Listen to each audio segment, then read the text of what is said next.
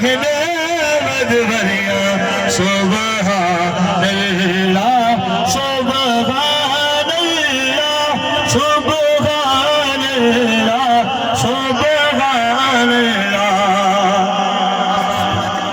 जी भाई सरवर साहब आपकी तवज्जो चाहिए। सिर्फ मेरे 5 मिनट बाकी रह गए। अगर सामने तो बैठ जाओ तो मैं खुशी महसूस कर सकूं।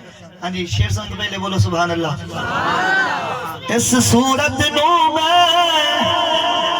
जान आका